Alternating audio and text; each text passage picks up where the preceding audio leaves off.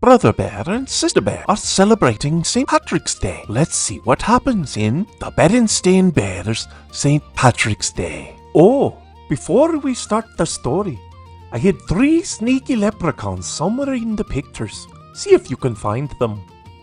The Berenstain Bears St. Patrick's Day by Mike Berenstain.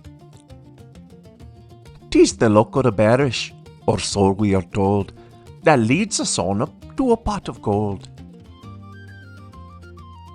It was in between time in Bear country, the time between the end of winter and the beginning of spring. The weather couldn't decide whether to be cold and snowy or warm and sunny. Sometimes it was both warm and snowy, with spring flowers poking through patches of snow. The holidays were in between as well. Valentine's Day was long gone and Easter had yet to arrive. About this time, March 17th to be exact, Grizzly Gramps and Gran came by the Bear family's treehouse. "Happy St. Patrick's Day!" called Gramps. Brother, sister, and Honey were surprised to see Gramps and Gran all in green with bright green top hats. "Why are you dressed like that?" asked Sister.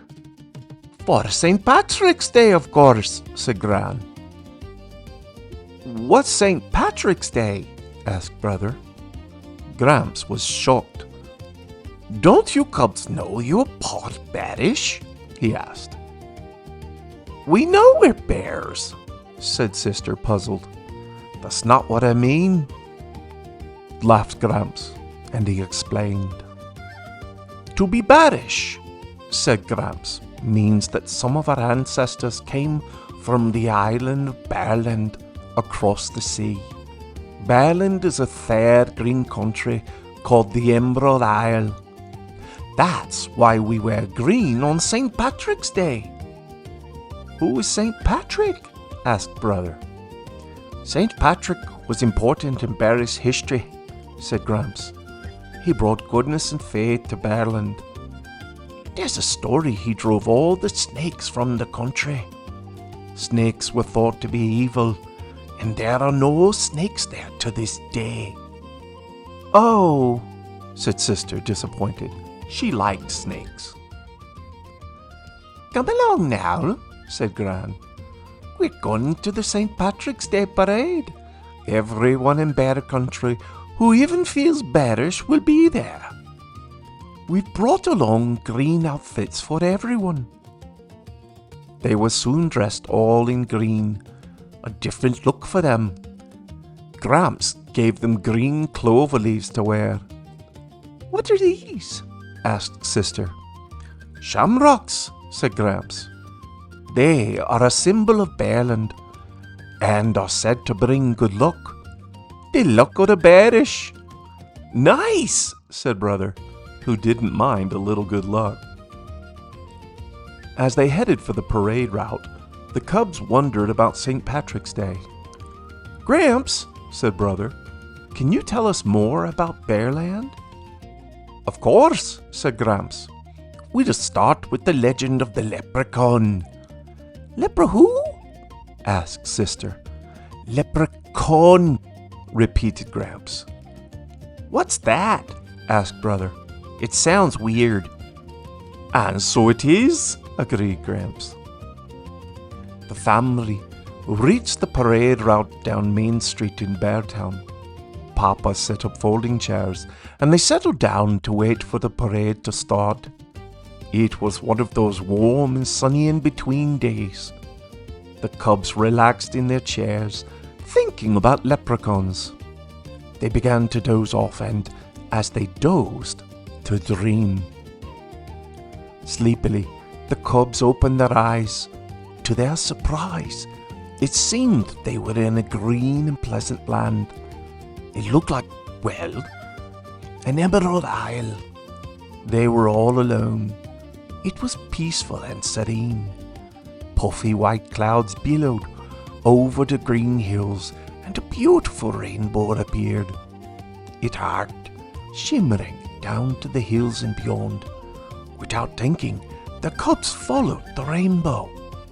Soon, the cubs heard a sound, a tap, tap, tapping, like a little hammer busily at work. Curiously, they followed it to where the rainbow ended in a ring of boulders. There, the cubs beheld a little figure, dressed all in green, tapping at a shoe. He turned and saw them. "Begorra," he said, smiling. "Welcome, young'uns, and who might you be?" "We're sister, brother, and honey," said sister. "We're bears." "Are you now?" he laughed.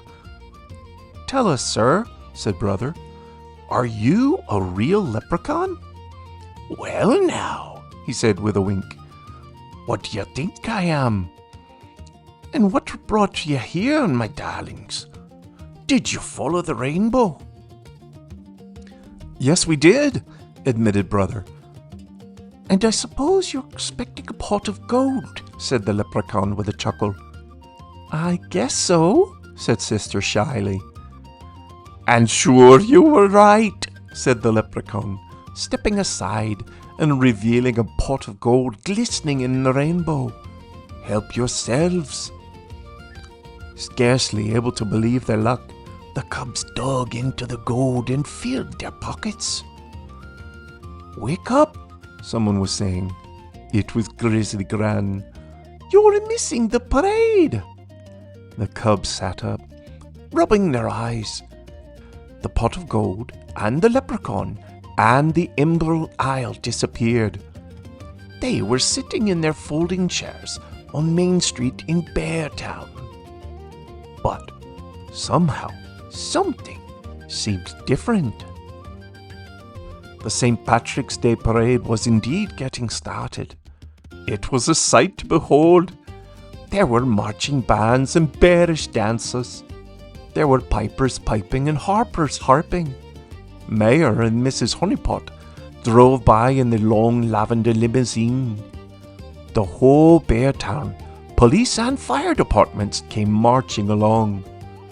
The parade wound up with a troop of bears dressed as leprechauns, each carrying a pot of gold.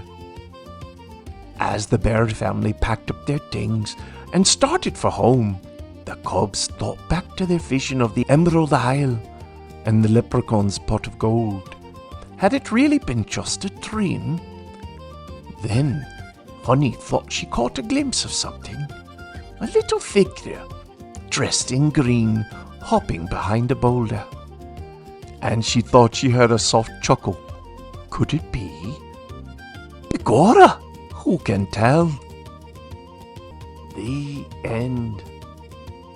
Well, did you find them?